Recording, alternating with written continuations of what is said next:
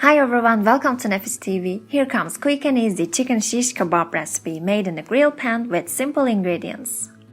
To marinate, combine 2 tablespoons of plain yogurt with 5 tablespoons of olive oil, 1 teaspoon of tomato paste, grated 2 cloves of garlic, salt, pepper, paprika, and cumin in a bowl. Cut 500 grams of chicken breast or thighs into bite-sized pieces and mix with the marinade. Marinate in the fridge minimum of 2 hours.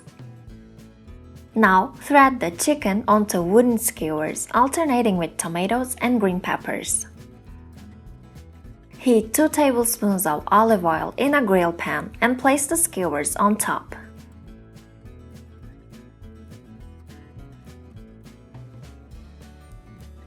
Grill, turning skewers occasionally until golden brown on all sides. These ingredients make 12 chicken skewers.